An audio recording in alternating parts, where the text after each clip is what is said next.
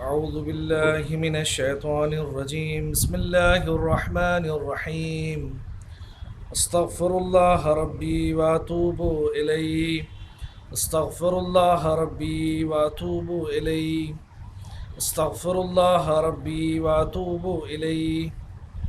الحمد لله الذي لا يبلغ مدحته القائلون ولا يحصي نعماءه العادون ولا يؤدي حقه المجتهدون الذي لا يدركه بعد الهمم ولا يناله غوص الفتن الذي ليس لصفته حد محدود ولا نعت موجود ولا وقت معدود ولا أجل ممدود. فطر الخلائق بقدرتي ونشر الرياح برحمتي وابتدى بالصخور ميدان أرضي مولانا ومولى الكونين جد الحسن والحسين أبي القاسم محمد.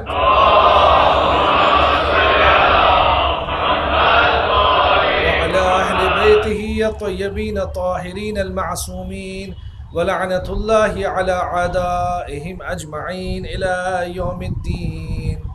اللهم لعن أول ظالم ظلم حق محمد وآل محمد وآخر تابع له على ذلك. اللهم لعن الإصابة التي جاهدت الحسين وشايعت وبايعت وتابعت على قتلي. اللهم لعنهم جميعا كما قال عز شأنه في كتابه الكريم. بسم الله الرحمن الرحيم. والفجر وليال عشر والشفع والوتر. عزیزان گرامی، مسلسل آپ جس آیے کریمہ کو تلاوت فرما رہے ہیں اور سماعت کر رہے ہیں، اس لیے کہ تلاوت بھی مومنین سے اطلاع ملے کہ کچھ بعض مومنین وہ ہیں جو سورہ فجر کی پابندی سے تلاوت کر رہے ہیں، اور یہ تلاوت کرنا ایسا ہی ہے کہ جیسے آپ امام حسین علیہ السلام کو سر سے لے کر پیر تک ان کو آپ دیکھ رہے ہیں اپنی نگاہوں سے، اس لیے کہ امام معصوم علیہ السلام نے اس سورہ کو سورہ امام حسین سے تعبیر کیا ہے۔ اس کی اپنی افادیت ہے جو گزشتہ تمام مجالس میں بیان کی گئیں کہ آپ اس سے مراد محرم کی 10 شبیں ہیں، ولیال عشر، محرم کی 10 شب اس سے مراد ہے۔ بعض نے کہا ہے کہ ذی الحجہ کی مہینے کی پہلی 10 شبوں کو ولیال عشر سے مراد یہاں پہ ہے۔ والفجر، اور فجر عاشور مراد ہے، فجر بعثت نبی مراد ہے، فجر غدیر خم مراد ہے، اور فجر ظہور حضرت امام عصر عجل اللہ تعالی فرجہ شریف مراد ہے۔ انشاءاللہ وہ دن آئے کہ حضرت جب تشریف لائیں تو ہم سب امام حسین کا انشاءاللہ ان کی جانب سے یا ان کی نیابت میں تمام مومنین کی جانب سے انشاءاللہ امام کی خدمت میں ہم ہدیہ تبریک پیش کریں گے، اور امام کی خدمت میں لبیک و شبیک کہتے ہوئے امام کے ناصران میں انشاءاللہ شمار ہوں گے، بحق حسین ابن علی، بحق ابی الفضل عباس علیہ السلام۔ وہ دن آئے، وہ فجر آئے، وہ صبح آئے کہ جس کا انتظار پوری انسانیت کر رہی ہے، پوری مخلوقات کر رہی ہے، کہ جب وہ تشریف لائیں گے تو اس دنیا کو ظلم و جور سے ہمیشہ ہمیشہ کے لیے ختم کر دیں گے، صرف عدل کا پرچم لہرایا جائے گا۔ اور یہ مسئلہ صرف ایک جگہ کا نہیں ہے، بلکہ ہمارے روایتوں میں یہ وارد ہے، جب حضرت تشریف لے کر آئیں گے تو وادی السلام میں آئیں گے اور منبر نصب ہوگا، پیغمبر کا پرچم ہوگا، جبرائیل دائیں طرف کھڑے ہوں گے اور ایک ندا ہوگی۔ یہ فرزند امام حسین کی تاثیر ہے، جب وہ تشریف لائیں گے ندا دیں گے، اور جو دنیا میں جس خطے میں جہاں کہیں بھی مومنین ہوں گے ان کو ان کی زبان میں ترجمہ ہو کر وہ باتیں وہاں تک پہنچیں گی کہ حجت خدا پہلے بھی ظاہر تھے، اب اظہر ہو گئے ہیں لوگوں کی نگاہوں میں۔ اس لیے کہ کل ہم نے آیت پڑھی کہ خدا اتنا ظاہر ہے کہ جتنا ہم اپنی آنکھوں سے جن چیزوں کو نہیں دیکھتے ہیں اس سے کہیں زیادہ خدا ظاہر ہے اور اظہر ہے، اس لیے کہ ساری چیزوں کو اس نے پیدا کیا ہے، تو وہ ہم سے دور نہیں ہے۔ نہ ہماری عقلیں اس قابل ہیں، نہ ہماری آنکھیں اس قابل ہیں، مگر ہاں یہ ضرور ہے کہ ہم اپنے آپ کو اتنا سنوار لیں، اتنا سجا لیں، اتنا منظم کر لیں کہ وقت کے امام کے لیے یہ کہنا نہ پڑے کہ تم ہمیں یاد کرو، ہم تمہاری یادوں سے غافل نہیں ہیں، ہم تمہارے ساتھ ہیں، بس فرق یہ ہے کہ اپنے آپ کو ان کردار حسینی سے منظم کر لو، منزہ کر لو، اور تب جا کر کے ہماری یاد اور ہماری دعاؤں میں تم شامل حال رہو گے۔ عزیزان گرامی، جب وہ تشریف لائیں گے تو اس زمانے کی جو خصوصیتیں ہیں آپ بارہا سنتے آتے ہیں، یہ دلوں کو زندگی عطا کرنے والا یہ ذکر ہے، جس سے ہمارے قلوب کو زندگی ملتی ہے، روحوں کو زندگی ملتی ہے، اس لیے کہ ہر قوم اپنے امام کے ساتھ محشور ہوگی، اور انشاءاللہ ہم سب امام زمان عجل اللہ تعالی فرجہ الشریف کے ساتھ قیامت کے دن محشور ہوں گے خدا کی بارگاہ میں، اور امام سے طلب شفاعت کریں گے، جناب علی سے لے کر جناب زہرا سے سلام اللہ علیہ سے۔ اب غور فرمائیے عزیزان گرامی، اور اس وقت یہ کہا جاتا ہے کہ عدل و انصاف اس منزل پہ ہوگا کہ جتنی عقلیں آج ہم سوچ پا رہے ہیں، یا آج سے 100 سال تک، 200 برس تک، جب تک حضرت کا ظہور نہیں ہوتا ہے اس وقت تک ہم جتنی کوشش کر لیں ہماری عقلیں کامل نہیں ہوں گی۔ روایتیں کہتی ہیں کہ جب حضرت تشریف لائیں گے تو ہماری عقلیں کامل ہو جائیں گی۔ تو اگر ناقص عقول سے ہم نہ جانے کتنی ترقی کر رہے ہیں، تو آپ غور فرمائیے کہ جب ہماری عقلیں کامل ہو جائیں گی تو ہم کتنی ترقی کریں گے۔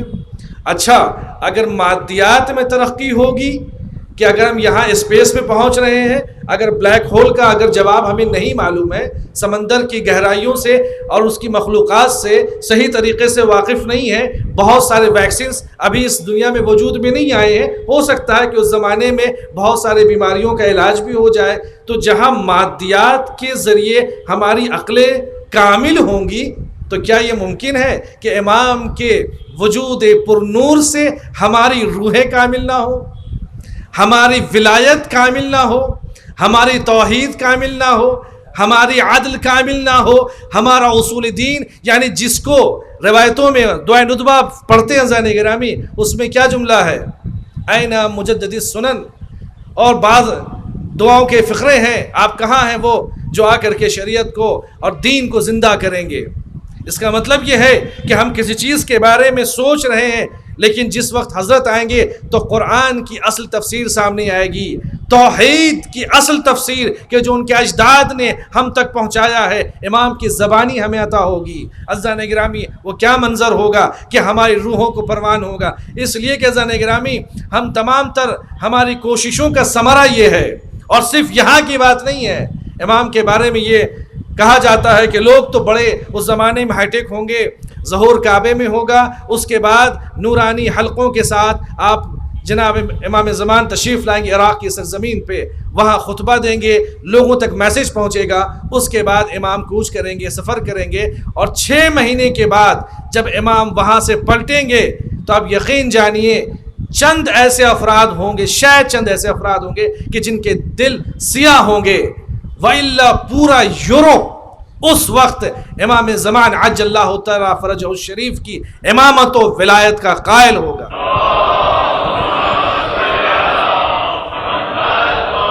اور میں اپنے یا علی،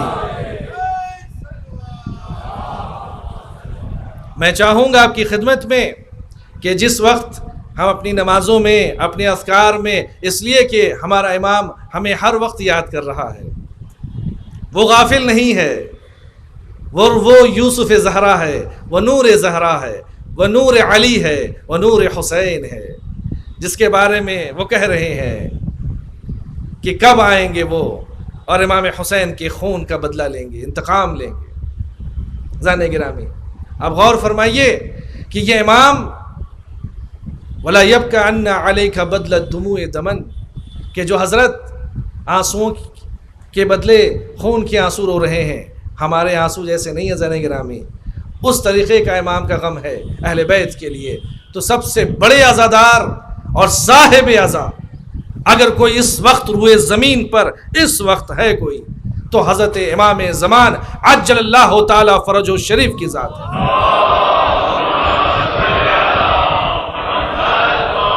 اس لیے کہ ان کا انتظار تمام آئمہ نے کیا اور ہر آنے والے نبی نے اپنے زمانے میں یہ بیان کیا.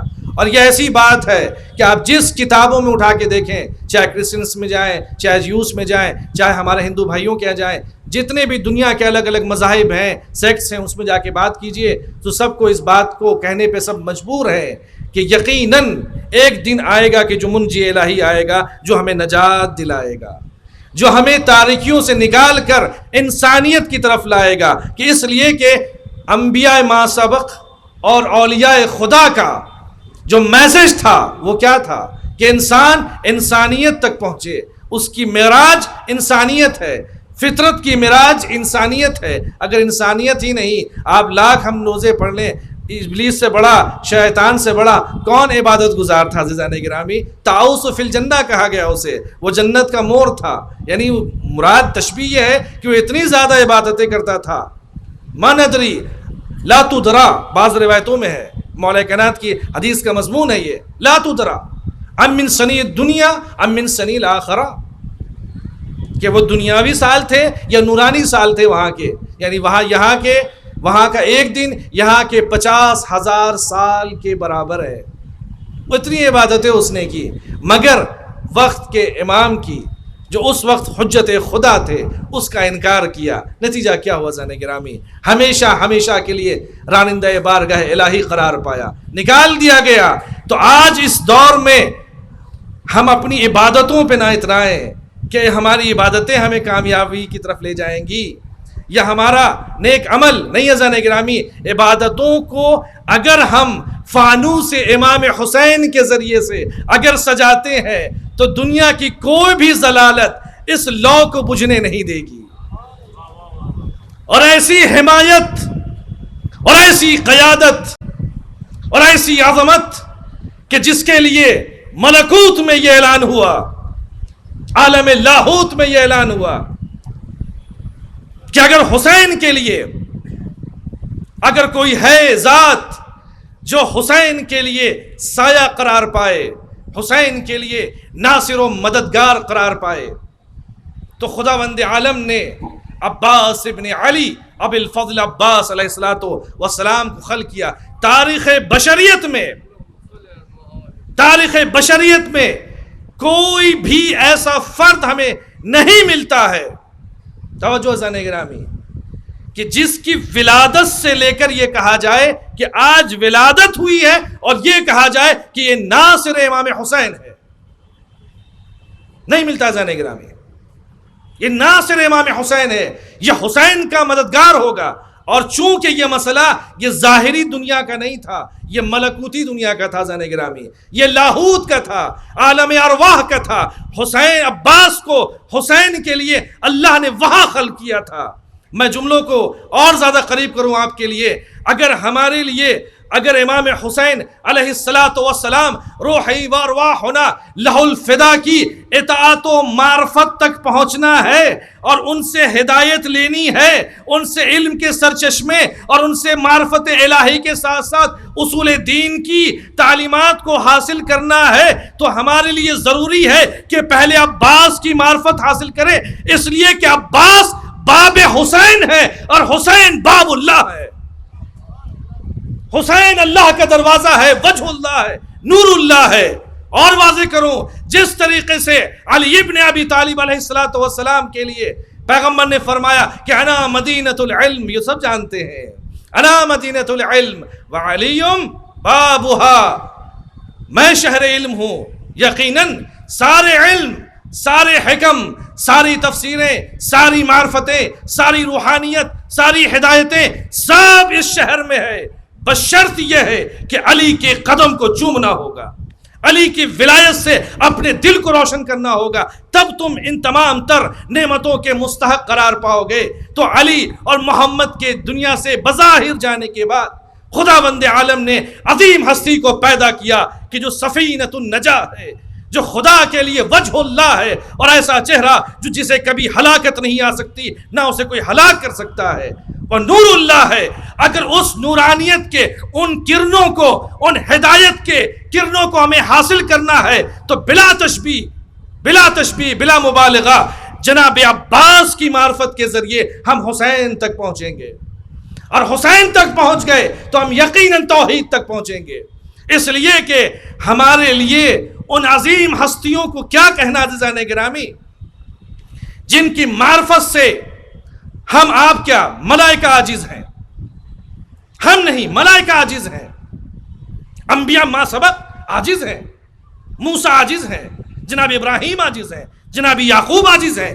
کون سی سرزمین ہے؟ بار بار کہاں لے جایا جا رہا ہے؟ یہ کوئی واقعہ تھا یا کوئی ناگہانی یا کوئی بس ایسے ہی قصہ تھا؟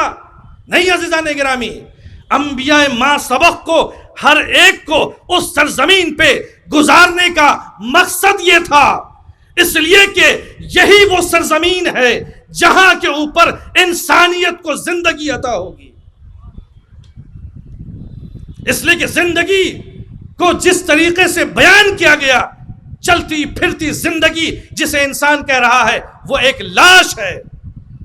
اصل زندگی تو اللہ نے حسین کی ولایت میں رکھی ہے، امام حسین کی محبت میں رکھی ہے۔ اگر یہی تھا تو قرآن، جس کے لیے ہم فرما رہے ہیں عزیزان گرامی، قرآن شفا ہے، رحمت ہے، کس کے لیے ہے؟ مومنین کے لیے ہے، اور ظالمین کے لیے صرف خسارہ ہے، اس کے سوا کچھ نہیں ہے۔ امام حسین کی ذات اور اہل بیت کی ذات اطہار علیہم الصلوۃ والسلام بھی بس ایسے ہی ہے۔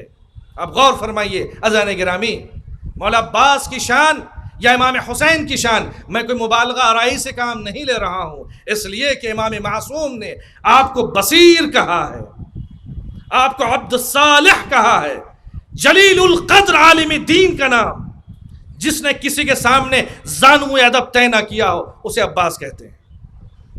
یہ روایتوں کے جملے عزیزان گرامی، یہ کیا ممکن ہے جناب میثم تمار، جناب حبیب ابن مظاہر، جناب سلمان فارسی علم منایا بلایا کے مالک ہو، کہ موت کے بارے میں جانتے ہو، موت کا علم رکھتے ہو، بلا کہاں کس وقت کس پر کیوں کر نازل ہوگی، علم منایا کا ان کے پاس علم تھا، بلایا کا ان کے پاس علم تھا، تو کیا یہ ممکن ہے کہ حضرت عباس علیہ السلام فرزند حیدر کو یہ علم نہ ہو، کہ جس کے بارے میں امام فرماتے ہیں زق العلم زقا، اہل بیت نے، امیر کائنات علیہ السلام نے انہیں اس پرندے کی طرح علم کو، الہ علم کو عباس کے حوالے کیا۔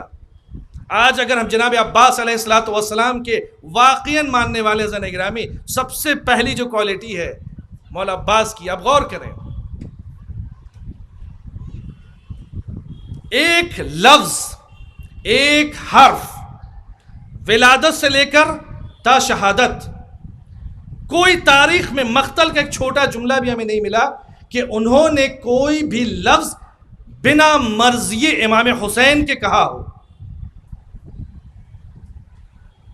اس کو فقہ کی زبان میں کہتے ہیں، حدیثوں کی زبان میں مطیع لامر مولا، جو اپنے مولا کا مطیع و فرما بردار۔ میں آپ کی خدمت میں چند چیزیں عرض کرنا چاہتا ہوں، میں آ رہا ہوں آپ کی خدمت میں زانے گرامی۔ مطیع لامر مولا، اور اس طریقے سے اطاعت گزار، ایک حرف نہیں۔ آپ آئیے پیغمبر کی زندگی اور مولا کائنات کی زندگی دیکھیے، جنگ لڑ رہے حضرت امام امیر المومنین علی ابن ابی طالب علیہ السلام کی ذات طیبہ، پوری تاریخ میں عہد نبی نے، مولا کائنات نے ایک جملہ بھی اپنی مرضی سے نہیں کہا، تاریخ خالی ہے، سوائے یہ کہ جو پیغمبر کہتے تھے اسے عملی جامہ پہناتے تھے، ان کا کام تھا وہاں سے حکم ہوا یہاں عملی طور پہ اس کام کو انجام دینا، یہ علی کی زندگی تھی۔ پیغمبر کی رحلت ہوئی، اب یہاں سے حیدر کرار نے علم و گوہر کے دروازے کھولے، بحر زخار میں وہ نایاب موتیوں کو کہ جو اہل حکم، اہل علم، اہل دانش اس کو حاصل کر سکتے ہیں، وہاں امام نے ان تمام خطبات کو، ان تمام علوم کو ذکر کیا۔ لیکن جب تک رسول اللہ صلی اللہ علیہ وآلہ وسلم باحیات تھے ظاہراً، اس وقت تک علی نے اپنی زندگی کو مطیعا لامر مولا قرار دیا کہ جو رسول کی مرضی ہے وہی علی کی مرضی ہے، ہم ایک حرف نہ بولیں گے۔ اسی طریقے سے حضرت ابی الفضل عباس علیہ السلام کی زندگی طیبہ ہے کہ انہوں نے اپنی پوری زندگی کو تسلیم لامر مولا قرار دیا ہے۔ جو حسین چاہیں گے وہی عباس چاہیں گے۔ تو اب اگر یہ زن گرامی میں آپ کی خدمت میں کیا عرض کروں، آج بھی عراق کی سرزمین پہ عراقی جاتے ہیں زیارت کرنے کے لیے مولا ابی الفضل عباس علیہ السلام کی خدمت میں، تو پہلے حضرت کی زیارت کرتے ہیں مولا عباس کی، ان سے اجازت طلب کرتے ہیں، اور پھر امام حسین کی خدمت میں زیارت کرنے جاتے ہیں، ان سے اذن لیتے ہیں، اور یہ کہتے ہیں اس لیے کہ آپ کیا ہیں، آپ علمدار حسینی ہیں، آپ حسینی قلعہ کے علم بردار ہیں۔ آپ اگر پرمیشن نہ دیں گے تو ہم کیسے اس میں، یہ ہمارا یہ خلاف ادب ہے کہ بغیر آپ کی اجازت کے لیے ہم آپ کے آقا کے سامنے سلام کریں۔ عزیزان گرامی، یہ سنت قائم کی گئی، یہ علم و عرفان کا ایک جیتا جاگتا ثبوت ہے۔ اور عباس کیا ہے عزیزان گرامی؟ ایک مل جل کے صلوات پڑھیں محمد و آل محمد۔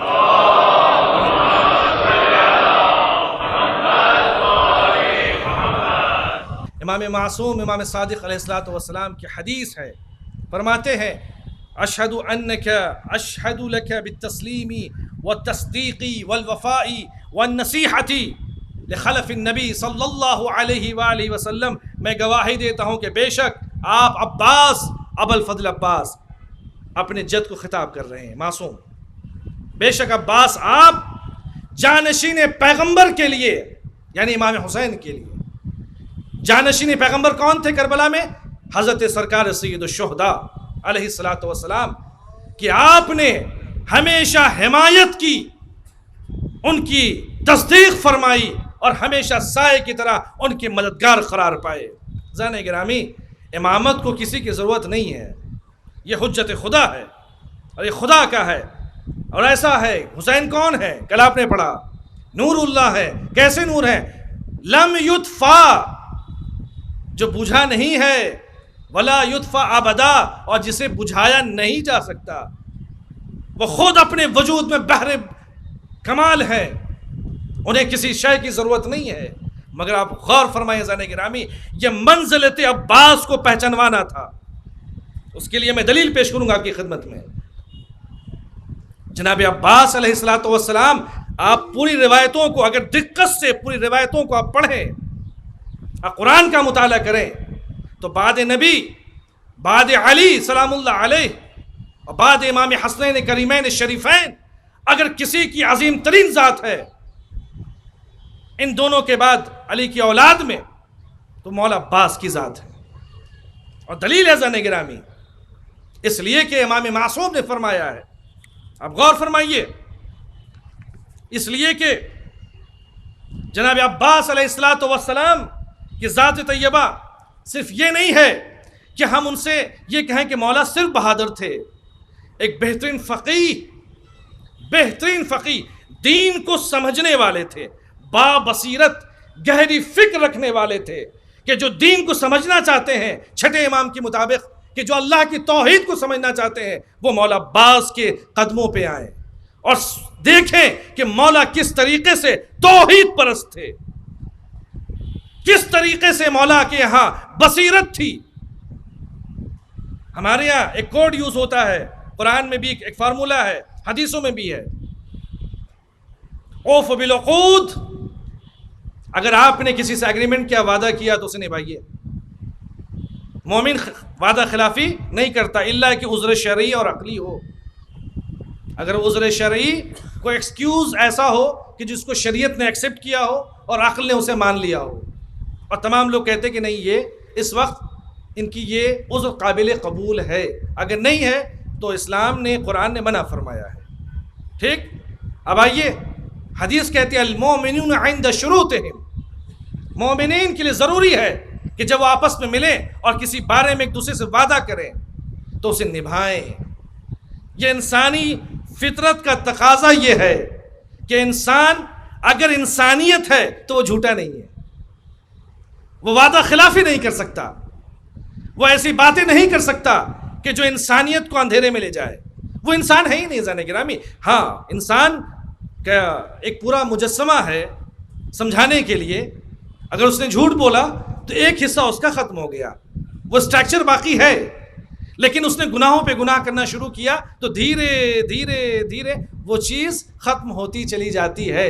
اس لیے کہ امام حسین علیہ الصلاۃ والسلام مولا عباس کی زندگی سے ہمیں ملتا ہے کہ اگر وفا کرنا ہے، وعدے کی وفا کیا ہوتی ہے، سرکار وفا سے حاصل کریں.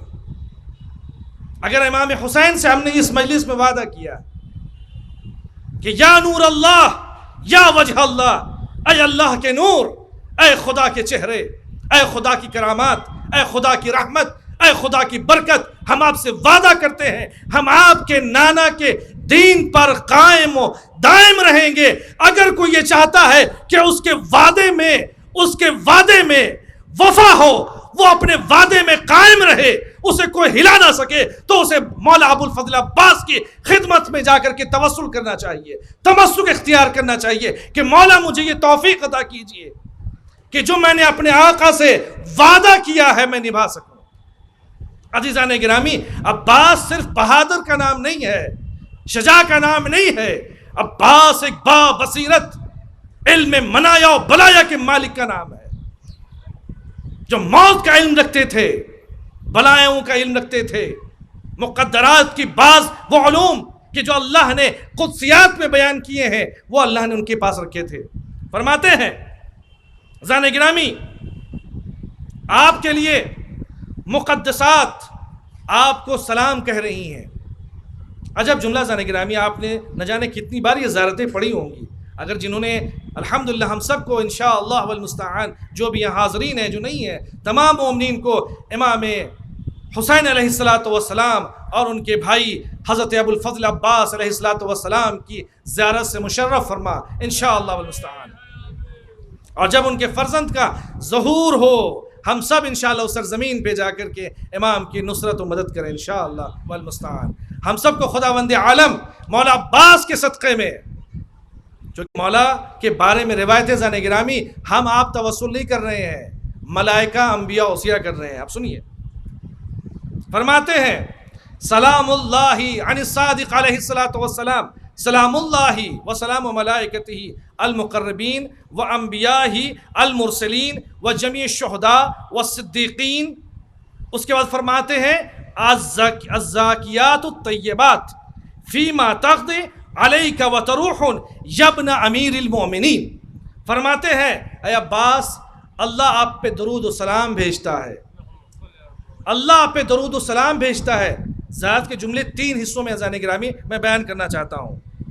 مولا امام صادق اپنے جد کو خطاب کر رہے ہیں، مولا عباس کو، ابو الفضل عباس کو، اور فرما رہے ہیں آپ کے اوپر عباس اللہ درود و سلام بھیجتا ہے. کب کب؟ تقضی علیک و تروح، صبح و شام، یعنی ایک دن میں 2 مرتبہ خداوند عالم آپ کو درود السلام بھیجتا ہے. اور کون بھیجتے ہیں؟ اللہ کے مقرب ترین فرشتے، ملائکہ، معصومین. اگر انہیں اطاعت خدا کے علاوہ اگر کسی کام میں انہیں لگایا جاتا ہے، یا وہ زیارت امام حسین ہے یا وہ زیارت ابو الفضل عباس علیہ الصلوۃ والسلام ہے. یہ اس حدیث کی روشنی میں آگے فرماتے ہیں وہ تمام شہداء جب سے یہ دنیا خلق ہوئی ہے قیامت تک آپ کی خدمت میں صبح و شام سلام عرض کرتے رہیں گے. اور سلام کس کے لیے عزیزان گرامی؟ جس کا وجود زندہ و جاوید ہے. مردوں کو سلام اس لیے انکم تسمعوا کلامی، آپ وہ ہیں جو صرف سنتے ہی نہیں جواب بھی دیتے ہیں. فرماتے ہیں صالحین، دنیا کے جتنے صالحین ہیں 2 مرتبہ دن میں عباس کو سلام کہتے ہیں، درود بھیجتے ہیں عباس کے اوپر سلام اللہ علیہ. اور اس کے بعد فرماتے ہیں تمام انبیاء والمرسلین، 1,24,000 انبیاء، اس میں محمد مصطفیٰ صلی اللہ علیہ وآلہ وسلم بھی شامل ہے. عزیزان گرامی، اس میں شامل ہے. اب میں یہاں پہ رک کر کے ایک جملہ کہوں کہ روایت کا، قیامت کا ہنگام ہوگا. محمد عربی، محمد مصطفیٰ صلی اللہ علیہ وآلہ وسلم جناب علی سے پوچھیں گے، یا علی میری بیٹی زہرا سے پوچھئے کہ اس پوری امت کو بخشوانے کے لیے اپنے ساتھ کیا لائی ہیں. جناب زہرا کیا فرمائیں گی؟ سیدۃ نساء العالمین، آپ نہ ہوتی تو نہ محمد ہوتے اور نہ علی ہوتے. آپ کا وجود ہے. اس وقت جناب زہرا اپنے گود، اپنے دامن کی طرف فرمائیں، کفانے لاجل هذا المقام الیدانی المقطوعتان من ابن العباس ابن علی. اس پوری امت کو بخشوانے کے لیے میرے عباس کے 2 بازو کافی ہیں. اگر عباس کے 2 بازو اس پوری امت کو بخشوا سکتے ہیں تو یہ عباس کی آنکھیں، عباس کے یہ لب، عباس، روح عباس صرف انسانوں کے لیے نہیں، پورے ملائکہ کے لیے شفاعت کا ذریعہ قرار پا سکتے ہیں. صلوات پڑھ دیں محمد و آل محمد.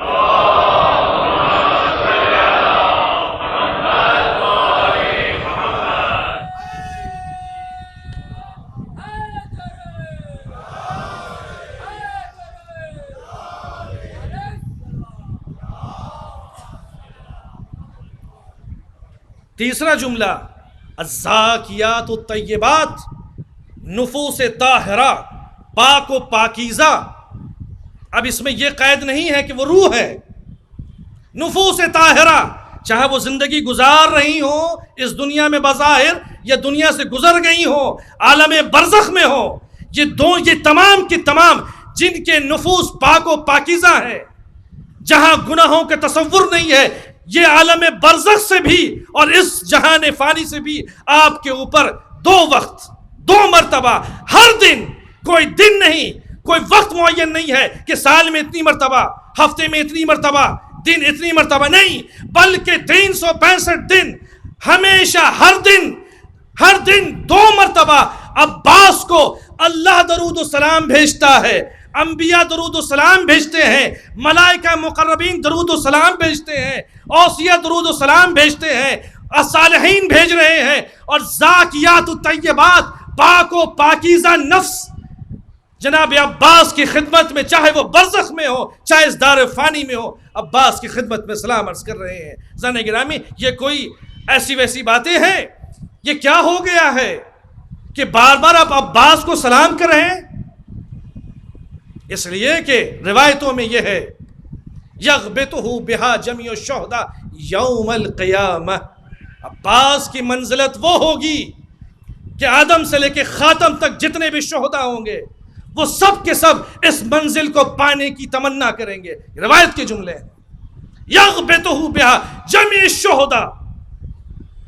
یہ منزلت مولا عباس علیہ السلام کی ہے. اب عزیزان گرامی، اب غور فرمائیے. اب چوتھی خصوصیت جہاں مانا چاہ رہے تھے، عباس یک و تنہا، فریدن، ایک پوری فوج ہے، ایک پورے لشکر ہیں. یہ آپ نے بار بار سنا ہوگا. اب آئیے تھوڑا تاریخ کا مطالعہ کرتے ہیں کہ عرب میں فوج کا تصور کیا ہوتا تھا. ایسے کسی کو نہیں کہہ سکتے تھے کہ یہ شخص 1 مین آرمی نہیں کہا جا سکتا تھا. یہ نہیں کہا جا سکتا تھا یہ تنہا 1 لاکھ فوج کے برابر ہے. یہ کوئی ہاؤ ہوس یہ یوں ہی نہیں کہنے والی چیز تھی، بلکہ 5 کیٹیگریز اس زمانے میں بنائے جاتے تھے. عرب کے اس دور میں جب جو جنگ لڑنے کے لیے جاتے تھے مارکے میں، 5 ڈویژنز ہوتے تھے ہر فورس کے لیے اور ہر طبقے کے لیے اور ہر آرمی کے لیے. اس میں پہلی جو کیٹیگری بنائی جاتی تھی اسے کہا جاتا تھا الراجل. راجل سے مراد وہ پہلے صف میں لڑنے والے جنگجو کہ جن کو فنون حرب اچھے طریقے سے نہیں آتا، سیکھا ہی نہیں، ملکہ بھی نہیں ہے، اور نہ ہی وہ گھوڑے پہ سوار ہو سکتے ہیں، گھوڑے کو کنٹرول نہیں کر سکتے. 5 حصوں میں اس زمانے میں عرب اپنی آرمی کو، اپنی فوج کو تقسیم کرتے تھے. پہلی تقسیم راجل کی ہے کہ جو انٹرینڈ وہاں پہ جو ہوتے تھے آیا کرتے تھے، اور یہ وہ ہوتے تھے کہ جو عام طور پہ جب دشمن حملہ کرتے تھے ان کے اوپر تو جو پہلی صف میں جو سب سے زیادہ مارے جاتے تھے وہ ان کی کیٹیگریز ہوتی تھی. اور آج بھی آپ دیکھتے ہوں گے زانِ گرامی پوری دنیا کے جو جنگ کا نظام ہے یہ وہ فرد تھے. اس کے بعد دوسری ڈویژن کو بناتے تھے، دوسری کیٹیگری ہوتی تھی، دوسری صف بناتے تھے. ایک فوج کو یہ خاکہ بنایا جاتا تھا جس سے کہا جاتا تھا فارس، جو تھوڑا بہت جنگ کے فنون سے بھی واقف ہو اور گھوڑ سواری بھی کرنا جانتا ہو، جو گھوڑے پہ کنٹرول بھی رکھتا ہو اور جب چاہے جس طریقے سے چاہے گھوڑے کو موڑ دے اور درگاہ اعداء سے نکل جائے یا خود کو بچا لے یا حملہ کر دے. اسے کیا کہتے تھے؟ فارس. 2 کیٹیگری ہو گئی، ایک راحل کی، ایک راجل کی جو انٹرینڈ آرمی ہوتی تھی، دوسرے جو فارس کے نام سے جو تھوڑی بہت ٹریننگ لے کر کے آتے تھے، جو تھوڑا بہت کمانڈ رکھتے تھے اپنے سوار کے اوپر، اپنے گھوڑے کے اوپر. یہ ہوا کرتا زانِ گرامی. مل جل کے صلوات پڑھ دیں محمد وعلى محمد. میں جس منزل تک آپ کو لانا چاہ رہا ہوں،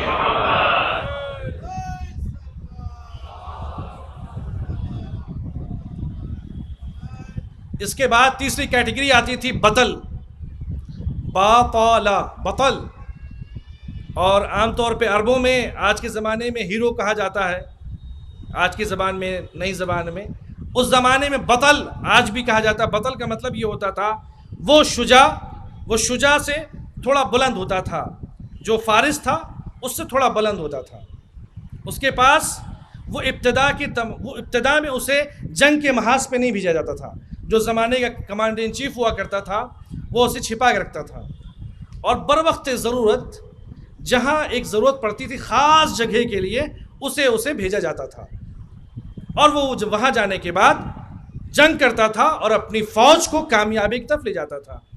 اور اسی لیے ہمارے روایتیں، تاریخیں بیان کرتی ہیں بطل اگر کسی شخص کے اوپر اطلاق ہو رہا ہے تو ایک بطل، بطل اس کا مطلب یہ ہے کہ وہ 200 سے 300 گھوڑ سواروں کے برابر ہوتا تھا.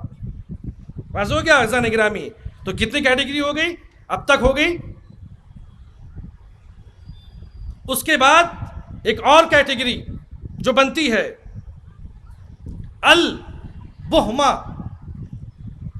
البہما جو کیٹیگری ہے با کے اوپر پیش ہے، ضمہ ہے، البہما.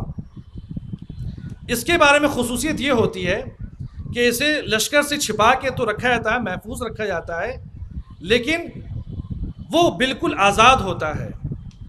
بطل کے لیے یہ ضروری ہے کہ وہ کسی کی آرڈر کا انتظار کرے، اپنے اوپر والے سپیریئر کا انتظار کرے، تب جا کے مارکے میں اور اس ڈویژن کے خاص حصے کو، ہر جگہ کے اوپر وہ نہیں جا سکتا، خاص حصے میں وہ جنگ کر سکتا ہے جو 200 سے 300 گھوڑوں کے برابر ہوا کرتا تھا. توجہ جانے گرامی، میں ایک منزل تک آنا چاہ رہا ہوں. کتنے؟ 200 سے 300 گھوڑوں کے برابر ہوتا تھا. تو راجل ہو گئے، فارس ہو گئے، بطل ہو گئے. اب بہما کی منزل یہ آتی تھی زانے گرامی. بہما اس منزل کو کہتے تھے کہ جہاں پہ وہ کسی کی آرڈر کا انتظار نہیں کریں گے، اسے لشکر میں، فوج میں جہاں کہیں بھی کوئی بھی مشکل درپیش آئے گی وہ وہاں جا کر کے حملہ آور ہوں گے اور اپنی فوج کو دشمنوں کے نرغے سے بچا کر کے لے جائیں گے اور خود کو بھی بچائیں گے. اسے کہتے بہما. ایسا شجاع کہ جس کے لیے چاہے میمنہ ہو، چاہے میمنہ ہو، چاہے میسرہ ہو، چاہے قلب لشکر ہو، چاہے پہلی صف ہو، چاہے وہ آخری صف ہو، اس کے لیے ساری چیزیں برابر ہوں. اور جب وہ میدان میں قدم رکھتا ہے تو وہ نہیں قدم رکھتا ہے بلکہ پوری فوج میدان میں اتر رہی ہوتی ہے. عباس کی صفت میں سے ایک صفت بہما تھی. نہ وہ راجل تھے اور نہ وہ بطل تھے اور نہ وہ دوسرے کیٹیگری میں رہنے والے تھے، بلکہ عباس کو بہما کہا گیا. اور بوما کا طریقہ یہ ہے کہ وہ اپنے وجود میں ایک لشکر کے برابر ہے. اس کے لیے میں دلیل پیش کرتا ہوں زان گرامی. جب صفین کا مارکہ ہے 12, 14, 17 الگ الگ تاریخیں ہیں, عمریں ہیں, جناب عباس نے حملہ کرنا شروع کیا. وہاں پہ ابن شنع کے نام سے ایک تاریخ میں ایک بہادر کا نام بے پیش کیا گیا ہے, جس کے بارے میں یہ کہا جاتا ہے کہ جب اس سے کہا گیا کہ جاؤ اس لڑکے سے جا کے لڑو, بنی ہاشم کا ہے, اس نے اپنے چہرے پہ نقاب لٹ کے رکھا ہے, نقاب رکھا ہے, جاؤ جنگ کرو ان سے. کہا کہ ان کے لیے ہم جائیں گے؟ اہل شام مجھے 10,000 سواروں کے برابر جانتے ہیں, 10,000 گھوڑوں کے برابر جانتے ہیں, اور میری بے عزتی ہوگی ایک معمولی سی بچے کے لیے, الیاذ باللہ, میں جنگ پہ جاؤں. یہ 7 بچے ہیں, ان میں سے کوئی بھی چلا جائے گا اور جنگ فتح کر کے آ جائے گا. وہ 7 کے 7 گئے. پہلے لڑکے کو بھیجا, واصل جہنم ہوا. دوسرے کو بھیجا, واصل جہنم ہوا. 7 کے 7 بیٹے جب واصل جہنم ہوئے, اور عباس کی عمر 12 یا 16 یا 17 الگ الگ تاریخوں میں جو بیان کیا گیا زان گرامی, اور چہرے پر نقاب ہے, جس کو اہل شام 10,000 گھوڑ سوار کے برابر کہتے تھے. جب اس نے قدم رکھا, عباس نے بھی جب وہاں قدم رکھا, تو اس کو 2 حصوں میں تقسیم کیا. اس کا مطلب یہ زان گرامی. اور جب چہرے پہ سے نقاب ہٹایا تو مولا ابو الفضل عباس علیہ الصلوۃ والسلام سامنے تھے. تو خود بنفس نفیس آپ شجاع ترین فرد تھے, عظیم ترین فرد تھے, فقیہ ترین فرد تھے, اور عالم اور علم کا معیار. عزیزان گرامی, کہ جو منشأ امامت کو سمجھ لے کہ اس وقت حسین چاہتے کیا ہے, یہ بڑی نعمت ہے زان گرامی. بول کر کے الفاظ کے سہارے آپ متکلم کے مراد کو سمجھ لیں, یہ تو آسان ہے, یہ عام لوگ عمل کرتے ہیں. لیکن متکلم کچھ نہ بولے اور اگر کوئی سمجھ جائے تو اسے ابو الفضل عباس کہتے ہیں, جو مراد مولا سے واقف ہو. اس لیے انہیں کہا جاتا ہے مطیعن لامر مولا.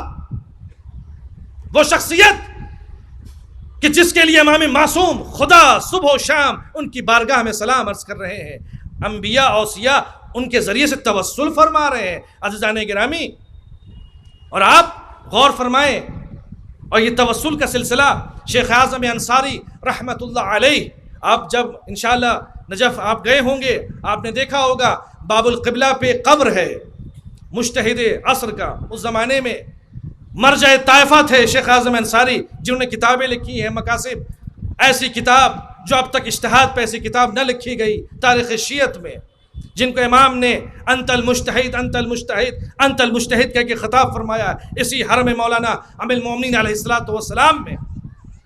اتنے جلیل القدر صحابی اور عالم دورہ, مجتہد عصر, فقیہ دورہ, فقیہ اہل بیت نقل فرماتے ہیں. ان کے کلاس میں عبد الرحیم نامی ایک شخص آتا تھا, حاجت تھی ان کی, مولا متقیان سے مانگتے رہے, حاجت نہیں پوری ہوئی. مولا حسین کیا گئے, مولا عباس کیا گئے, کربلا گئے, کئی بار جا کے اپنی حاجتوں کو طلب کیا. زن گرامی, اگر علماء کسی واقعے کو بیان کر رہے ہیں تو وہ اس سے مراد یہ ہے کہ وہاں عبرت ہے, درس ہے, پند ہے. وہ کسی بات کو یوں بیان نہیں کریں گے کہ الیاذ باللہ آپ خدا سے توسل کرنا چھوڑ دیں, بلکہ مراد یہ ہے کہ عبد صالح ابو الفضل عباس کے ذریعے سے توحید تک پہنچے, رسالت تک پہنچے, امامت تک پہنچے. مقصد یہ ہے زن گرامی. ایک موقع یہ آیا کہ مولا علیہ الصلوۃ والسلام کی بارگاہ سے نکلے اور مولا عباس کی خدمت میں جیسے ہی داخل ہوئے حرم میں, دیکھا کہ ایک قبیلہ ہے جو باقاعدہ اسے کسی بچے کو گھیرے ہوئے ہیں. پوچھا کیا ہوا؟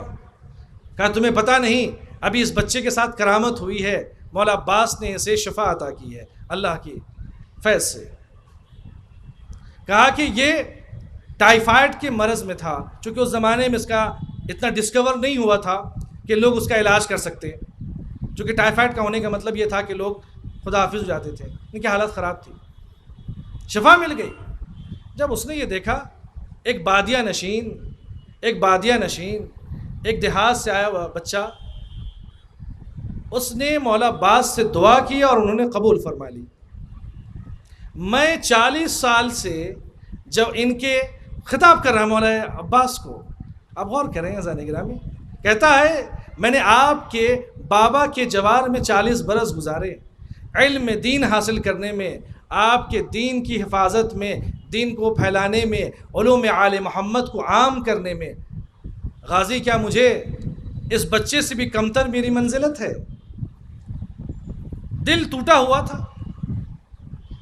مولا حسین کیا وہ گئے، بس بدلِ نخواستہ سلام کیا اور وہ چلے آئے نجف کی طرف کربلا سے۔ اور اتفاق سے چونکہ آج بھی آپ جب جائیں گے تو نجف میں جو حرم مطہر ہے علیہ الصلوۃ والسلام، آس پاس وہاں اس زمانے کے مدارس موجود ہیں، تو لوگ علماء صحن شریف سے ہوتے ہوئے اپنے اپنے مدرسوں میں یا اپنے اپنے علاقوں میں یا اپنے گھروں میں جایا کرتے تھے۔ عبدالرحیم صحن مولا امیر المومنین سے گزر رہے تھے، ایک خادم نے دیکھا اور کہا کہ تم کو شیخ اعظم انصاری نے بلایا ہے۔ مرجع طائفہ تھے، فقیہ اہل بیت تھے، اور یہ عظیم ترین کتابیں مذہب شیعت کی بہت زیادہ ان کی خدمتیں ہیں، بیان کرنا چاہیں تو اس کے لیے کئی گھنٹے جائیں گے عزیزان گرامی۔ اس عظیم ہستی نے، اس زمانے کے مرجع طائفہ نے آپ کو بلایا ہے۔ تو انہیں سوچا ہوگا کہ عام طور پہ لوگ شیخ کی خدمت میں آتے ہی ہیں، شیخ نے کہہ دیا ہوگا کہ کوئی شاگرد ہو اسے پکڑ لے آؤ، اس سے مل لیا جائے، کچھ کام ہوگا۔ جو کہ اس زمانے میں عزیزان گرامی علامہ حلی کے بارے میں ہے۔ اور آج اس سرزمین لکھنؤ میں آپ کو چند باتیں عرض کرنا چاہتا ہوں عزیزان گرامی۔ طرداً للمثال، شیخ کلینی علیہ رحمہ اصول کافی جنہوں نے لکھی ہے، ہمارے 4 کتابیں کتب اربع میں سے، ایک حدیث امام کو حاصل کرنے کے لیے 6 مہینے خچر پہ اور گدھے پہ سوار ہو کر کے سفر کرتے تھے۔ 6 مہینے کا سفر ہے ایک معصوم کی حدیث کو حاصل کرنے کے لیے کہ مصر کے اس گوشے میں فلاں انسان کے پاس اس نے اس حدیث کو لکھا ہے یا اسے زبانی یاد ہے۔ 6 مہینے کا سفر، اس میں نماز بھی پڑھنی ہے، کھانا کیسے کھائیں گے، نہ کوئی 5 اسٹار ہوٹل ہے، نہ کوئی 3 اسٹار ہوٹل ہے، نہ کوئی شاہراہ ہے، نہ کوئی گزرگاہ ہے، کچھ نہیں عزیزان گرامی۔ اس لیے حب اہل بیت میں ولایت علی ابن ابی طالب علیہ الصلوۃ والسلام کی بقا کے لیے ان تمام علماء بزرگان نے، فقہائے کرام نے اپنی بیش قیمتی وقت کو ہمارے لیے صرف کیا، اور 20 سال لگے انہیں۔ آج جو کتابیں، آج جو ہم آسانی سے ہم عباس کا ذکر سن رہے ہیں، حسین کا ذکر کر رہے ہیں، یہ ان بزرگان کی دین ہے کہ جن کو اہل بیت اطہار علیہم الصلوۃ والسلام نے توفیقات عطا کی تھی تاکہ ان کے بارے میں ان کے بتائے ہوئے دین کو لوگوں تک پہنچایا جا سکے۔ یہ وہ ہستیاں تھیں عزیزان گرامی۔ آج اسی لکھنؤ کی سرزمین پہ صاحب ابقات الانوار، کتنی علماء ایسے گزرے ہیں سرزمین پہ، کیسی جفاکشی، کتنی محنتیں، جو خطی کتابیں ہوا کرتی تھیں وہاں سے لے کر کے آتے تھے، پانی کے جہاز سے چلے جا رہے ہیں عزیزان گرامی، کب کیا ہو جائے کچھ پتہ نہیں۔ آج تو ہائی ٹیک مشینیں لگی ہیں، ہم فلائٹ سے پہنچ گئے، یا شپ کا بھی سفر بڑا آسان ہو گیا ہے، خطرے کو کئی دوری سے آپ معلوم کر سکتے ہیں۔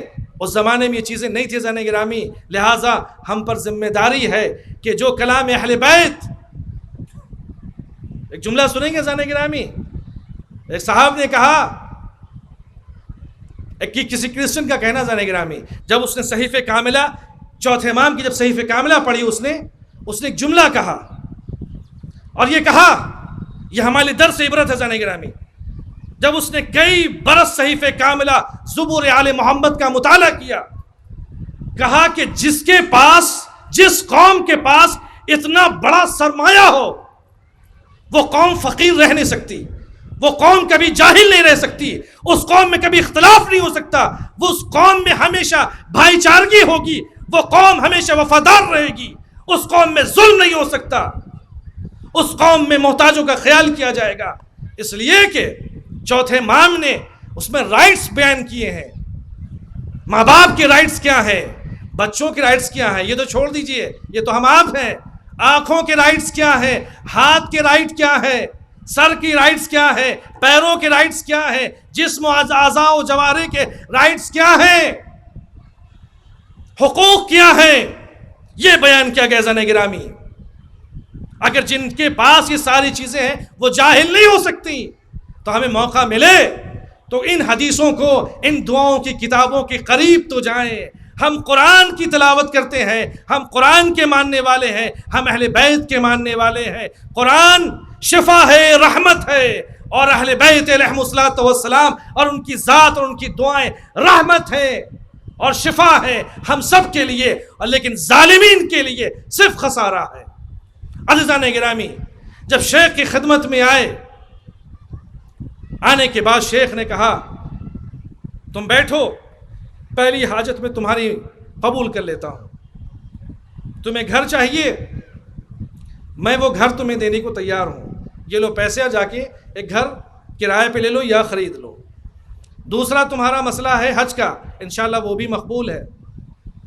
تیسرا مسئلہ جو تمہارا ہے اس کے لیے مجھے استخارہ دیکھنا پڑے گا. شیخ اٹھے، شیخ اعظم انصاری رحمت اللہ علیہ ورضوان گئے، استخارہ دیکھا، واپس پلٹے اور اس کے بعد کہا یہ بھی استخارہ تمہارے لیے اچھا آتا ہے. نکاح کا رشتے کے حوالے سے انہوں نے یہ دعا کی تھی.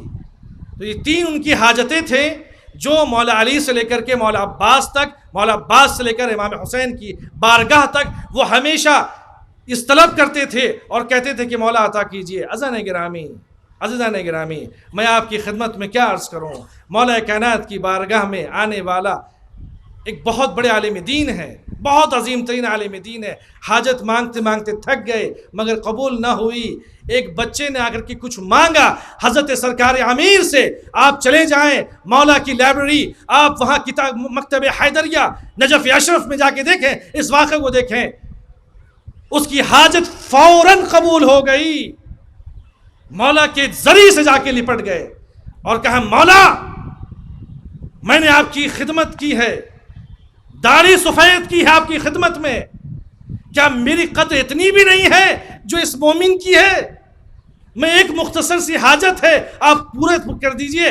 تو اس وقت لکھا یہ اس کتاب میں ہے کہ اگر مانگنا ہے تو اس بادیہ نشین کی طرح مانگ کے دیکھو، اس یقین سے مانگ کے دیکھو، ہم تمہیں عطا کریں گے.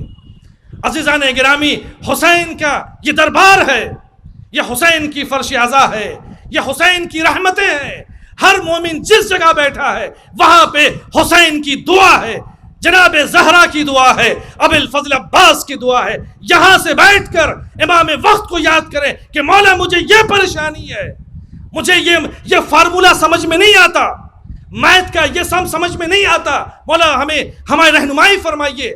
دیکھیے مسئلہ حل ہوتا ہے کہ نہیں ہوتا ہے، لیکن اس ڈوب کر کے ٹوٹ کر ان کی بارگاہ میں مانگنے کی ضرورت ہے کہ جس طریقے سے بقیہ مومنین نے مانگا، جس طریقے سے حر نے مانگا، اپنی زندگی کا فدیہ مانگا. زن گرامی، اس طریقے سے مانگنے کی ضرورت ہے. مولا عباس علیہ الصلوۃ والسلام کی ذات والا صفات کے لیے میں چند جملے آپ کی خدمت میں عرض کرنا چاہتا ہوں اور اس کے بعد آپ کی زحمت کو تمام کرنا چاہوں گا. زن گرامی، امام صادق علیہ الصلوۃ والسلام، امام حسین نے ایک عجیب جملہ امام نے فرمایا مولا عباس کے لیے. آپ کو شہید کرنا گویا کہ اسلام کی حرمت کو پامال کرنے کے مترادف ہے. فرماتے ہیں انتہکت لعن اللہ من استحلک منک المحارم وانتہکت فیک حرمت الاسلام. خدا لعنت کرے اس شخص کے اوپر کہ جس نے میرے چچا یعنی میرے جد عباس آپ کو قتل کیا اور آپ کے قتل کے ذریعے سے اسلام کی حرمت کو پامال کیا. عباس کا قتل اور اسلام جو آدم سے لے کر خاتم تک آیا تھا، عباس کے قتل میں وہ کیا راز ہے جس کو چھٹے امام فرما رہے ہیں آپ کے قتل سے اسلام کی حرمت پامال ہے. عزیزان گرامی، اب ہمیں یہاں سمجھ میں آیا کہ عباس کیا ہے. امام نے فرمایا ارکب بنفسی یا اخی. حسین فرماتے ہیں میدان کربلا میں میرے بھائی آپ گھوڑے پہ سوار ہو، میری جان آپ پہ قربان ہو. وقت کا معصوم اگر عباس کے وجود پر اپنی جان کو قربان کرنے کے لیے کہہ رہا ہے، بلکہ میں جملے کو بدل کر کہوں کہ پوری دنیا ابا عبداللہ الحسین کی خدمت میں یہ کہتی ہے روحی و جسمی، میرے ماں باپ، میری جانیں، انبیاء سے لے کر اوصیاء تک یہ ایک آواز میں کہتے ہیں ابا عبداللہ آپ کی ذات والا صفات پر ہماری جانیں قربان، ہماری مائیں قربان، ہمارے اجداد قربان۔ وہ ابا عبداللہ عباس کے لیے کہہ رہے ہیں کہ میری جان آپ پہ قربان ہے، تو یہاں حسین یہ نہیں کہہ رہے ہیں کہ تنہا حسین کی جان قربان عباس، بلکہ یہ کہہ رہے ہیں محمد کی جان قربان آپ پر، علی کی جان قربان آپ پر، فاطمہ کی جان قربان آپ پر، حسن کی جان قربان آپ پر، اور حسین غریب کی جان آپ پر۔ عزیزان گرامی، ابوالفضل عباس کو امام نے محور و مرکز قرار دیا ہے۔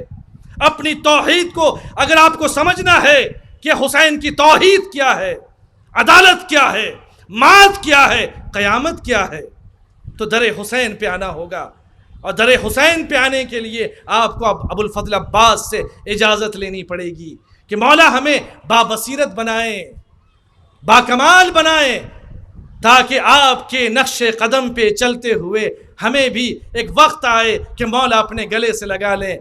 اتنی تو فرصت مولا دے دیں۔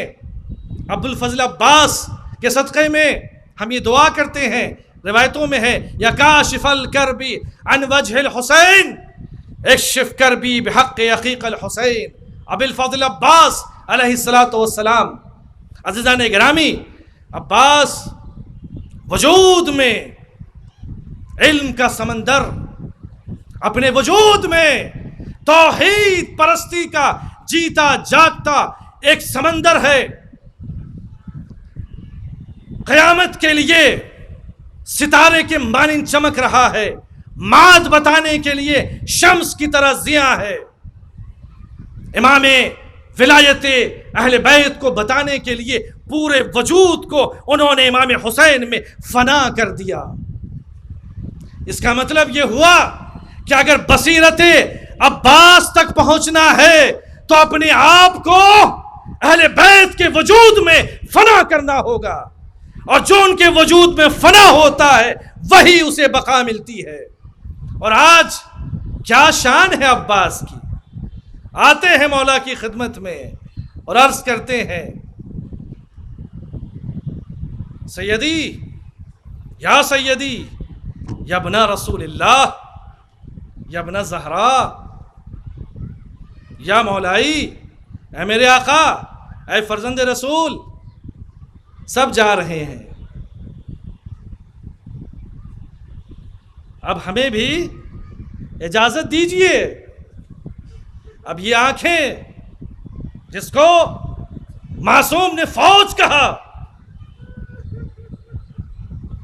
جس کے شجاعت کے بارے میں روایتیں بتاتی ہیں کہ صرف عباس کے نام سے دشمن کے دلوں میں کپ کپی اٹھتی تھی، اور بعض روایتیں کہتی جس طریقے سے حیدر کرار کے وجود سے میدان کارزار میں جتنے دشمن ہوتے تھے بعض مر جاتے تھے صرف حیدر کا نام سن کر، اس طریقے سے عباس کے وجود کی دہشت تھی، ہیبت تھی، عظمت و جلالت کی، اس لیے کہ توحید جلوہ گر تھی۔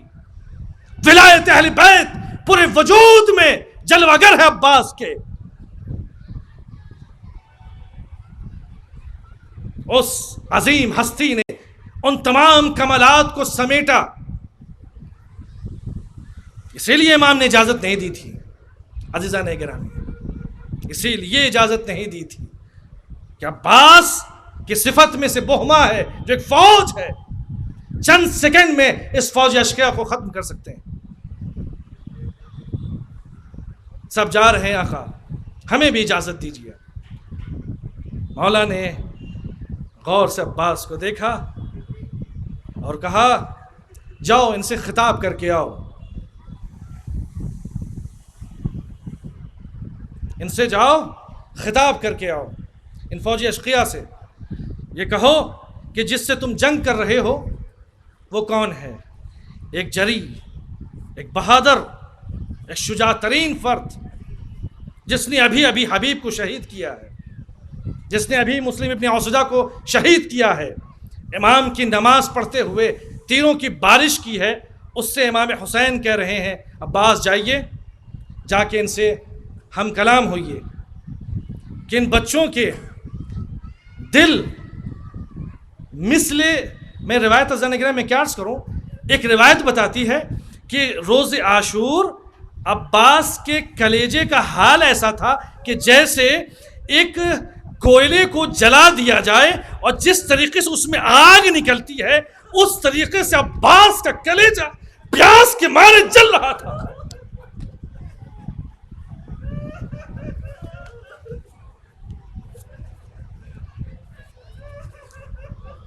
اے عمر سعد، تم کس سے لڑ رہے ہو؟ یہ فرزند رسول ہے، تمہیں شرم نہیں آتی؟ ان کے بچے علتش علتش کہہ رہے ہیں، پیاس سے پریشان ہیں، ان تک پانی پہنچا دو، ان کو ایک کچھ پانی پلا دو، مجھے نہیں ان بچوں کو پانی پلا دو۔ یہ خطاب سننا تھا، کیوں نہیں؟ توحید کی، جس زبان سے توحید جاری ہوا تھا، جس زبان سے ولایت جاری ہوئی تھی، اس زبان کا اثر تو انسانیت پہ ہوگا۔ فوج میں بھگدڑ مچ گئی کہ عباس نے، میں نے پورا خطبہ نہیں پڑھا، رونے لگے، لیکن ایک مرتبہ شمر گھوڑے پہ سوار ہوا اور اس نے چلا کر آواز دی، اے ابو تراب کے بیٹے، اگر پوری سرزمین پانی سے پر ہو لیکن ہم حسین اور حسین کے بچوں کو ان میں سے ایک قطرہ پانی نہ دیں گے۔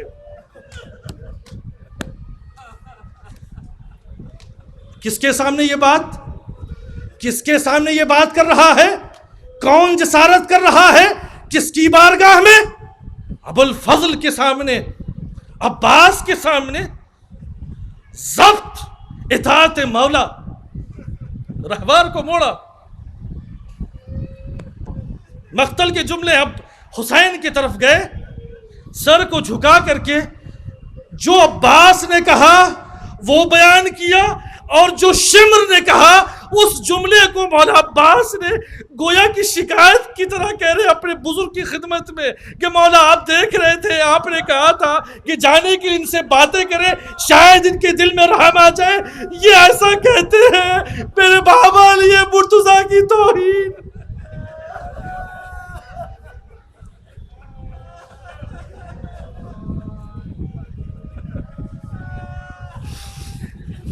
عزیزان گرامی، عباس کہا کہ مولا اب برداشت نہیں ہے، اب برداشت نہیں ہے۔ کہا کہ ہاں یہ بچے آ گئے ہیں، آپ نے سارے واقعے میں پورے مصائب نہیں پڑھنا ذرا گرامی۔ مولا عباس نے مشکیزے کو اپنی پشت پہ رکھا، علم سنبھالا، اور روایتیں بتاتی کہ مولا عباس خیمے سے باہر نکلے، 500 تیر انداز، 500 تیر اندازوں نے عباس کا نہر فرات پہ استقبال کیا اپنے تیروں سے، اور یہ سارے کی ساری تیریں علی کے لال کی طرف پھینکی گئی تھی، ماری گئی تھی۔ عباس کا پورا وجود، آپ ہم یہ تصور کرتے ہیں غازی کے ہاتھ کٹے نہیں، 500 تیر۔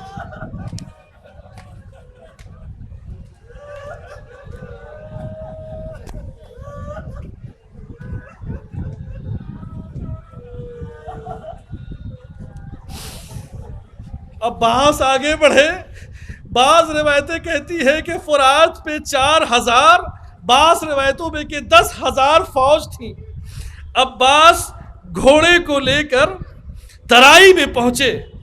حضرت گرامی اب غور فرمائیے اس جملے پر، مشک جو کافی زمانے سے خشک تھی، عباس کا کلیجہ مثل اس آگ کی طرح جل رہا تھا کہ جو تصور سے بالا ہے۔ پہنچے ہیں، پانی کو دیکھا، یاد آئے، پھینکا، مشک کو بھرنا شروع کیا۔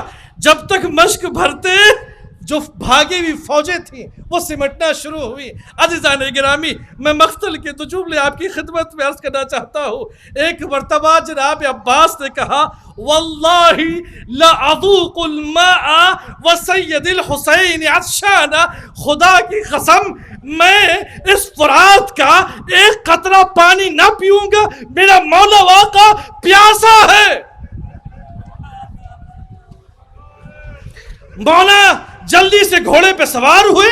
اب مولا کی نگاہ نہ دشمنوں کے نرغے کی طرف ہے، نہ میمنے پہ ہے، نہ میسرے پہ ہے، نہ قلب لشکر پہ ہے.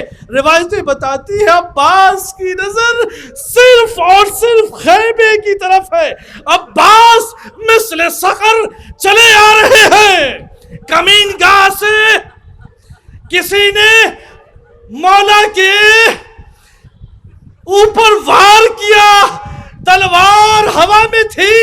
اب جو کیا دیکھا مقتل نگاروں نے کہ عباس کا دایا بازو قلب ہوا، جسم سے جدا ہوا. لیکن عباس، عزیزان گرامی غور فرمائیں گے، عباس کہتے ہیں واللہ ان قطعتم یمنی، اے خدا کی قسم تم نے میرا دایا ہاتھ میرے جسم سے جدا کر دیا ہے، لیکن ان یحامی ابداً عن دینی، میں ہمیشہ اپنے دین کی حمایت کے لیے کھڑا رہوں گا. فرماتے ہیں وَعَنْ إِمَامٍ صَادِقٍ الْيَقِينَ، میں اپنے امام صادق یقین کے بتائے ہوئے راستے پہ عمل کرتا رہوں گا. فرماتے ہیں وَنَجْلِ النَّبِيِّ الطَّاهِرِ الْأَمِينَ، یہ وہ حسین ہے جو نواز رسول ہے. آپ نے غور کیا عزیزان گرامی، اس پورے مقتل میں، اس پورے نجس میں عباس نے اپنے درد کو یاد نہیں کیا.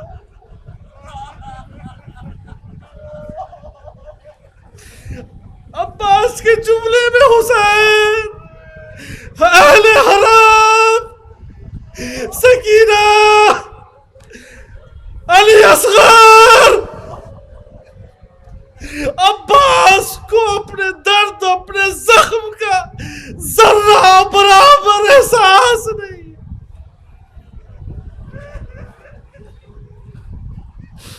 مقتل کا ایک جملہ ہے جب مولا عباس کا دایا بازو قلب ہوا، دایا ہاتھ جب جسم سے جدا ہوا، تو مقتل نگاروں نے کہا کہ مولا حسین کا چہرہ بالکل اس طریقے سے ٹوٹ رہا تھا کہ جیسے حسین کی روح جسم سے پرواز کر جائے.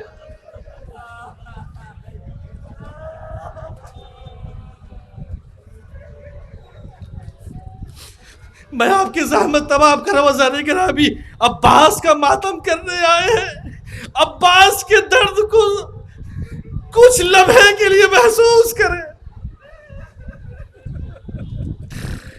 فلما، روایتیں بتاتی ہیں جب کچھ دور آگے بڑھے، اور جب آگے بڑھے تو پھر کمین گاہ سے دشمنوں نے عباس پہ حملہ کیا اور عباس کے بائیں ہاتھ کو جسم سے جدا کیا.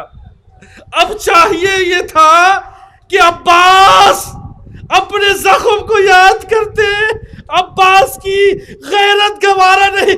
عباس نے بشکیزے کو اپنے دندان مبارک میں سنبھالا اور جملہ عرض کیا یا نفس لا تخشى من الکفار، اے میرے نفس، اے میری جان، تو ان کفار و اعداء کے بارے میں تم ڈرنا نہیں.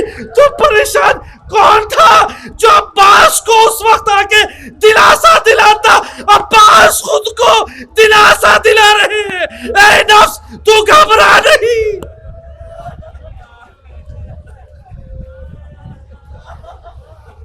وابشری برحمت الجبار، تجھے رحمت جبار کی بشارت ہو. عزیزان گرامی، میرے جملے آپ کے لیے بس میں اتنا عرض کرنا چاہتا ہوں کہ جس وقت مولا عباس آگے بڑھ رہے تھے، آپ صبح سے لے کر شام ہو گئے زنے گرامی، اب مقتل عباس سن رہے ہیں. آپ یہ بتائیے کہ آپ جب اس جری کا، اس علمدار کے بارے میں جب بھی آپ کی ذہن میں نام آتا ہے تو کیا اثر ہوتا ہے؟ عزیزان گرامی، اس عظیم شخصیت نے ایک تیر جو وہاں سے چلا عباس کی پیشانی پہ، دوسرا تیر عباس کے پاس 500 تیر لگ چکے ہیں. عباس یہ الگ سے تیروں کا نظرانہ حسین کی حمایت میں، حسین کی مدد میں قبول کر رہے ہیں. ایک تیر پیشانی پہ، دوسرا تیر آنکھوں پہ، تیسرا تیر سینے مقدس پہ. عباس کا رہوار رک نہیں رہا ہے. عباس مثل بجلی، مثل صقر، مثل بجلی. عباس کی خواہش ہے بس یہ پانی خیمے تک پہنچے. ناگہاں کسی نے ایک آہنی گرز عباس کے سر مقدس پہ ماری. قیامت ہو گیا. روایتیں بتاتی ہیں کہ آسمان سے فرشتوں نے آواز دی کہ عباس کے سر پہ آہنی گرز کا لگنا تھا. سر شغاف ہوا. اب تک جو ایک فوج تھا زخموں کی تاب نہ لا کر گھوڑے سے گرنے لگے. فرما سیدی ابا عبداللہ سلام علیکہ، میرے مولا میرا سلام قبول فرمائیے. حسین خیمے سے چلے، مگر اب تک حسین جب خیمے سے چلتے تھے تو امام حسین سیدھے گھوڑے پہ آتے تھے، پھر اتر کر چلتے تھے. لیکن جب اب حسین اپنے خیمے سے نکل رہے ہیں عباس کی آواز سن کر تو فرماتے ہیں الان ان کا سرا ظہری. حسین کی کمر. اللہ اکبر. امامت کے جملے عزیزو. حسین شہید جس نے نہ جانے کتنی مصیبتیں دیکھی، مگر عباس کی جدائی حسین کے لیے. اور ایک جملہ فرمایا وَاشْتِمْ بِعَدُوِّ. وہ فرماتے ہیں ایک جملہ، اے عباس تمہارے قتل سے، تمہاری شہادت سے اب دشمن مجھے دشنام کرتے ہیں. اے عباس اب یہ مقتل کا جملہ وَاشْتَمْ بِعَدُوِّ. اے عباس تمہارے جانے سے یہ دشمن مجھے اکیلا سمجھ رہا ہے. آگے بڑھے، جھکے. روایتیں بتاتی ہیں، بس میں نے زحمت تمام کی. فَلَمَّا نَظَرَ الْحُسَيْنُ إِلَى الْأَرْضِ رَأَى أَيْدِي أَخِيهِ الْعَبَّاسِ مَقْطُوعَةً وَفِي التُّرَابِ مَوْضُوعًا. حسین کچھ دور آگے بڑھے، ایک ہاتھ کو دیکھا کٹا ہوا زمین پہ تھا. امام حسین نے بڑے ادب کے ساتھ اس کٹے ہوئے ہاتھ کو اٹھایا اور دامن میں رکھ کر اپنے کلیجے سے لگایا. مجھے نہیں معلوم کہ قلب حسین میں اس وقت کون سا طوفان تھا.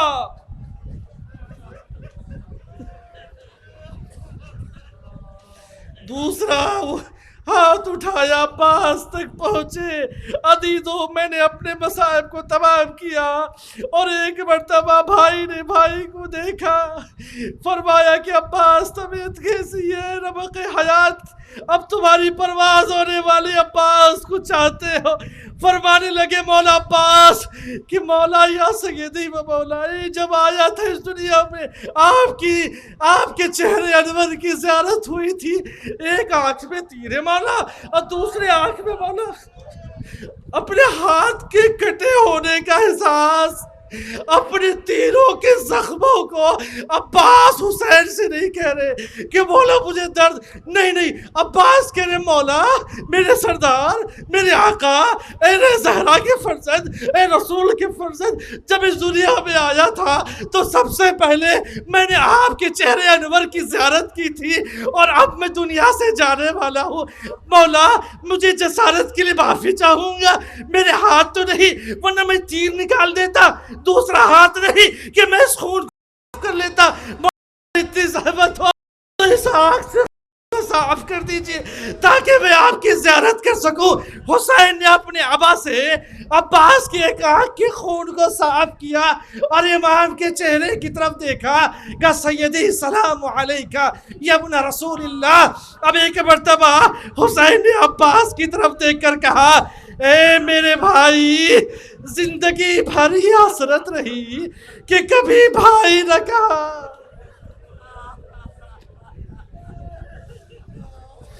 ایک بار آخری برائی ہے، ایک بار پھر جنت میں ملاقات ہوگی، بھائی کہہ دو۔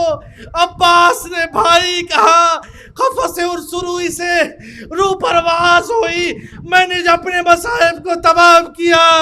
مرحوم بحر العلوم فرماتے ہیں جب تمام شہداء کی قبر تعمیر ہوئی، عباس کی قبر تعمیر ہو رہی تھی، مرحوم بحر العلوم چیخ مار کر کے باہر نکلے کہ میں نے مقتل میں سنا تھا کہ کان العباس رجلا شمیما وسیما یرکب علی الفرس یخطہ علی الارض۔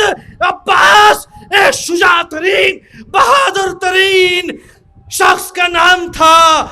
جب وہ گھوڑے پہ سوار ہوتے تھے تو زمین پہ ان کے پیر خط کھاتے تھے۔ یہ کس بچے کی قبر ہے؟ کہنے لگے کیا تمہیں پتا نہیں جس وقت عباس گھوڑے سے گر رہے تھے اشقیاء کا ہجوم تھا کہ خیمے کو لوٹا جائے، عباس نے ایک مرتبہ عمر سعد کی طرف کہا، اے عمر سعد ابھی میں زندہ ہوں، جتنی دشمنی ہے میرے جنازے پہ نکال دے، مگر سکینہ کو، مگر زینب کو، مگر میرے آقا، میرا اکیلا۔ انا للہ و انا الیہ راجعون، رضا بقضائہ و تسلیما لامرہ، الا لعنۃ اللہ علی القوم الظالمین۔